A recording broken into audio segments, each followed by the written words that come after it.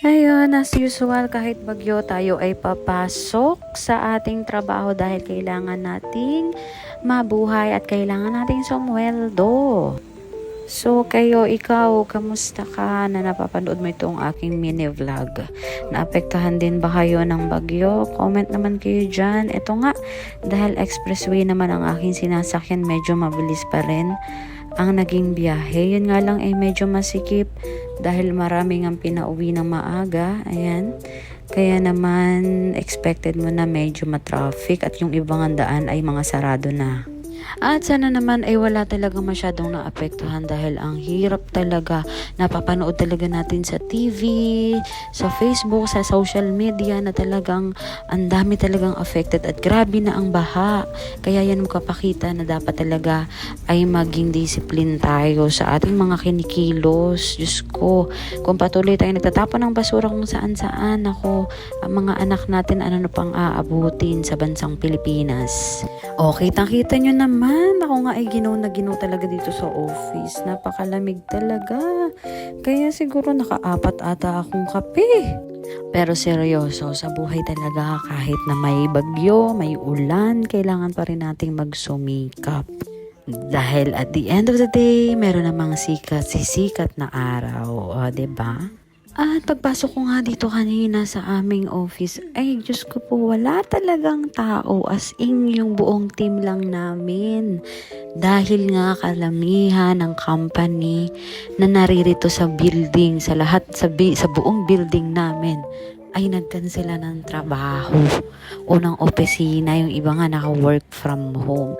At kami, nandito ang mga ulirang empleyado. Pero dahil nga tayo ay masikap, at kailangan nating sumunod sa ating mga employer, hala, sige, trabaho tayo hanggat gusto nila. Pero gaya nga ng sinasabi nila, dahil marami pa tayong pangarap, bawal tayong tamarin, lalo tayong magsumikap. At sa mga oras nga na ito ay hindi ko pa alam na lubog na pala ang buong Metro Manila sa baha. Dahil hindi nga ako nakapag-cellphone kanina dahil sobrang busy. O diba? Pero nakuha mo pang mag-video, o talaga naman. Ay syempre, kailangan din namang mag-video dahil business din natin ito. Nya! At maya-maya nga ako ay bumaba dito, naghanap ako ulit na magbibila ng pagkain dahil wala akong baon. At thankful nga ako dahil nga ito sina kuya ay bukas.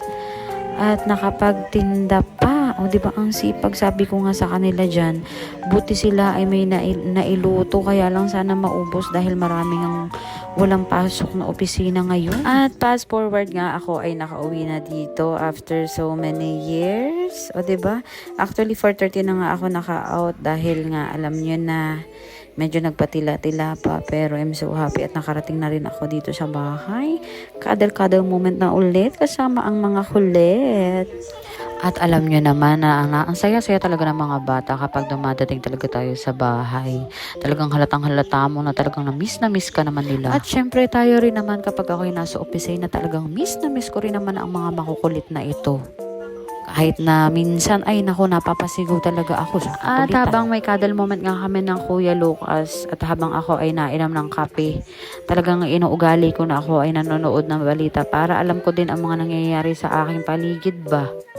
Ay mahalaga din talaga na meron tayong alam. O siya, mag-ingat, babush!